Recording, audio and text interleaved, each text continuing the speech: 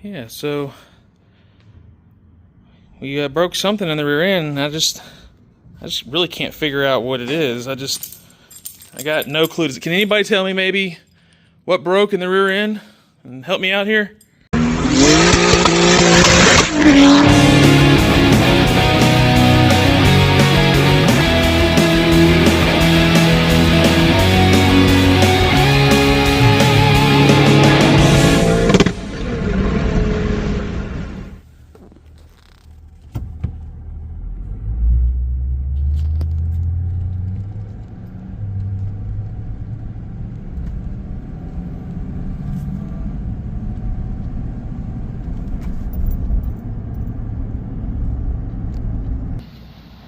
You see this? This turns good.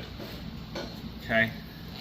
Now, if you come over here, you'll notice some misalignment. This doesn't turn. That turns, but this doesn't turn. That no turning. No turning. And it's just an offset CV. Yeah. It's just an offset axle. It just has it's a Unimog.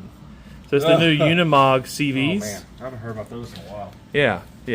So it's for the extra axle ground clearance. See how it's straight up here now?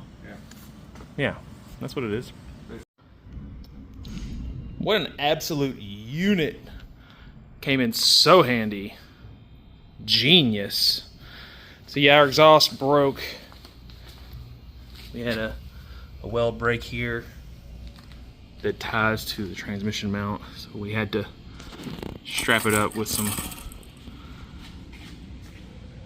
hose clamps, and then this dealio here broke, so we had to tack it back on. So we're gonna clean all that up. We're gonna put the exhaust back on with all this rigged back up, but then we're gonna put it on hangers. So we're actually gonna run a hanger. But boy, what a gangster. This thing held the entire time. Got a little mark there. Whatever. I might just be able to cut it off and actually not scrape my shin on it anymore. And look, the strap is probably still good. I mean, this is gonna be our exhaust strap. I mean, amazing. So I'm gonna go give this back to Justin, and we're gonna continue to use this bad boy. What a legend. Also, shout out to the Summit flex joint. This thing was just a champ the whole freaking time. It was hanging off, or it was supporting all of the weight hanging off of it from that seemingly 10-foot long exhaust. Just taking the brunt of the force, vibrating everything. I don't even think it split. We'll find out when we put it all back together, but shout out to the Summit flex joint. That thing is a unit. A little bit better shot of the axle since we took the exhaust out. Boy, about to take it apart and see what broke. I hope it's just the cage and it's not the actual shaft. I got a feeling it is just the cage, but I don't know if you can tell either, but the diff is like very much sideways in here. You can kind of see it. It's just kind of cocked to the side a little bit like that. So yeah, we gotta do something better than these mounts. You can see, it's hard to see in video, but you can tell in person that that bolt is like bent or something. And this one is like bent out, and that one's bent, no, sorry, that tab is bent out, and this tab is bent in. So we're gonna completely redo that structure and try again.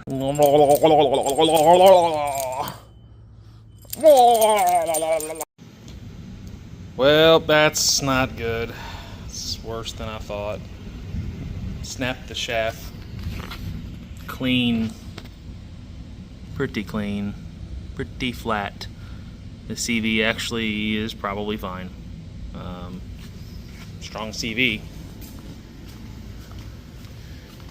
But the shaft, I'm just really surprised that the shaft broke. Usually the CVs break, the cages break. So that's kind of strange. Oh well, that'll be some downtime. It's gonna take a while to get these shafts. We got these custom made, and took a while. So yeah,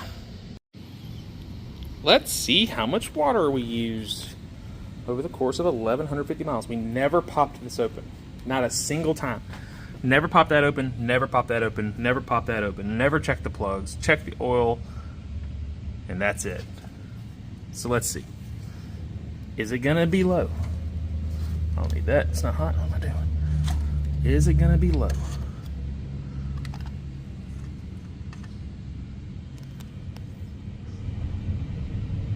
I mean, not really. Not really. It's actually at the very, let's see. Boop. I mean, it's not low. We didn't use any water. And it's like all, it looks pink and all, but it's not. It's just water, straight water. So, which is kind of surprising that we didn't like evaporate any of it. But let's check the overflow.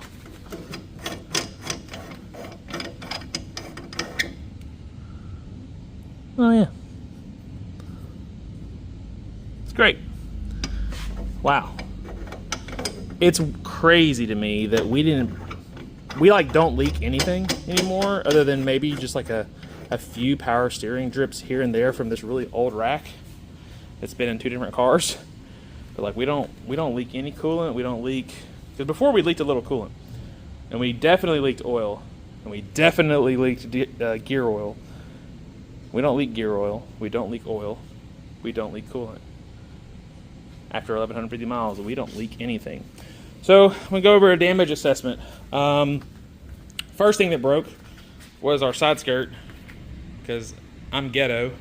And the tire actually like rubs up against this and it breaks the little, used to have a screw in there, but it cut into the tire. So I put zip ties in there, and of course that breaks off. So every single time you see me launch this car, the side skirt seems like it breaks off. The other thing was a shock mount. It's just a little bolt on our new shock mount setup. It's like that thing right there. You can't really see. But that broke. It didn't break. It came loose. So we just put some Loctite on it, tightened it down. Of course, the exhaust, y'all saw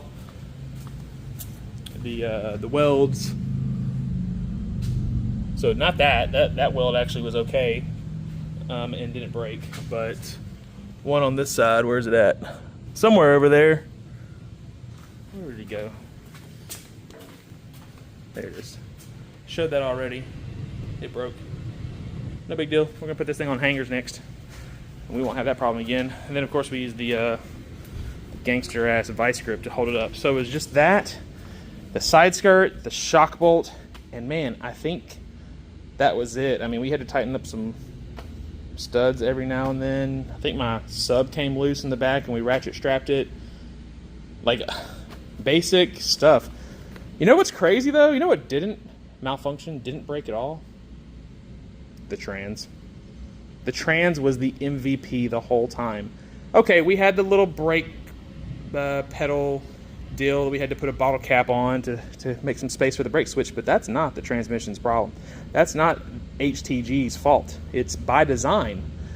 So that's how we knew, other than the fact that the tail lights were on. Transmission, A-okay. Engine, A-okay. Honestly, everything's A-okay, other than the axle shaft. Good Lord. When that thing popped, oh man, snapped the shaft just clean off. That is crazy. So the CVs are good. It's the shaft. But honestly, how much can you really expect out of these things when you're just hopping down the fucking track the whole time?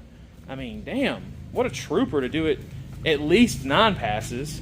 On the 10th pass is whenever it malfunctions. So I'm going to hit up the company that sent them to us and see if they've got a chromoly version. Maybe upgrade those. Maybe get some chromoly CVs at the same time. And then we fix the wheel hop issue and we put it on a bias ply.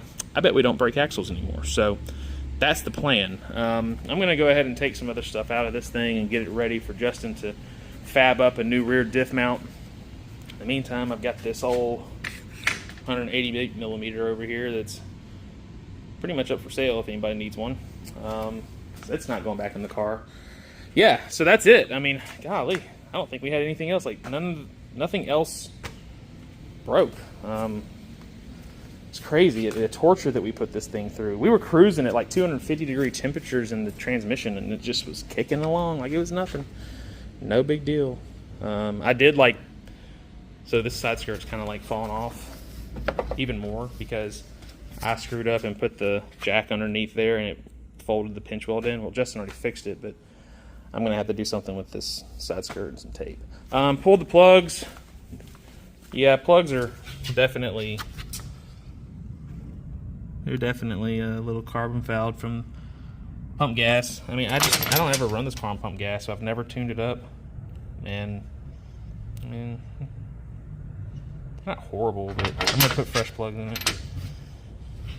And then, other than that, I mean, it's just for me, engine-wise, it's just put plugs in it, wait for the temperature to cool off, so I can put it on the dyno and actually remap this whole setup, because I've never remapped it since we put the built bottom end in it. So we'll go and remap it and actually play with it on the dyno and squeeze as much as we can out of it. I'd like to see 1100, but that might be asking just a hair too much out of this fuel setup. So anyways, I'm going to continue to work on it and get it ready for whatever is next. I have no idea. What do you guys want to see us do next? Power cruise? Ice cream cruise is like next week. Sick week? Do you guys want to see us do streetcar takeovers and do more roll racing? You want street racing? What do y'all want to see? Drifting? You want to see drifting? Maybe we go drifting. Y'all let us know in the comments what you want this vehicle to do next, and hell, maybe we may do it. Do y'all have any towns that y'all want us to visit? Is there any places we need to go? Is there any events that we need to attend? Let us know in the comments. I'd love to see what's out there. All I know of is Texas 2K, and I literally got told my car was too slow and couldn't enter. Streetcar takeover is great. I don't really know anything else. Minnesota's so far away for Power Cruise, but I'm totally down. I'd love to go to like a 1320 roll race invitational. Talk to Matt about that. He was like, I don't know if we're going to do it again or not, but if they do, I'd love to be there. Even that racing channel does a roll race invitational. That would be sick. I would love to do something like that as well. So anyway, share this around, guys. The car is definitely gaining some traction, getting some attention. We're going to continue to bring more content to you guys. This is not the last time you'll see this car. It's only going to get faster. Let me tell you about a couple plans we have for it. So the first upgrade obviously is going to be fixing the diff mount. It just flexes. I think the whole trunk and floor flexes, so Justin's going to fix that up for us. We're going to brace the trailing arms. We're going to brace the mustache bar. I think our buddy Jake Stoll, or Jack, probably pronounced Jack Stoll, he's got a Saab engine powered E30 that runs like mid-10s or so, and he has upgraded his subframe. I think he's going to cut some stuff out for us and send it to us, and we're going to use it. So we're going to reinforce this mustache bar. We're going to reinforce the trailing arms again. Probably going to put some chromoly axles in it. Put a bias ply on the back. Fix the diff mount setup where it doesn't flex at all, because I think that's what was going down the track. And then I'm going to definitely put some kind of long travel suspension on the front, so that when the car leaves, it plants down, the front end lifts up, and it stays up. And we're like this close to a 1.560 foot. We went 1.60 and some change. So I think with all those improvements, especially the bias plies and the diff not acting up, I think we'll start cutting 150s. Dude, if I can cut a 1.4 in this thing, oh my. So I think next time out at the track with good DA, under 3,000 DA, let's just say we get to like Louisiana in the wintertime, it's like usually under 1,000. But sometimes you get those rare days where it's like 100 and something. So if we can get like a close to a 0 DA out of this thing and be at like Twin Cities, the House of Hook, and we can cut like a 150, maybe a 140 on wastegate, this thing's going to go 1050s or faster, guaranteed. And We'll pick that mile per hour back up. I bet we start going closer to 130 on wastegate. Then we're going to turn it up, and we're going to go 9s. This thing will go 9s. Next time at the track, it's going to go 9s. And I'm going to try to do 9s under 20 pounds of boost. Y'all think I can do 9s under 20 pounds of boost? Let me know in the comments. Can we go 9s under 20 PSI? Can we go 1050s on wastegate? 1050s on wastegate, 9s under 20 pounds. 20 pounds or under. We'll just say 1050s on 10, 990s on 20. After that, 25, 30, 35, who knows? We'll go as fast as the car will allow us to go.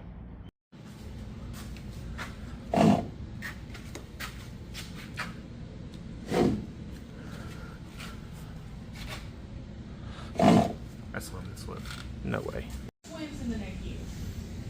I was like, Jesus Christ. It's a bit bent there, brother. That one's a little bent too.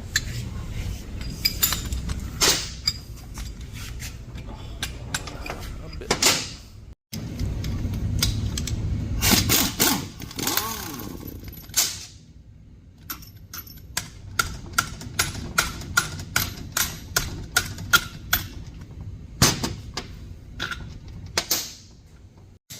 Get out your universal hammer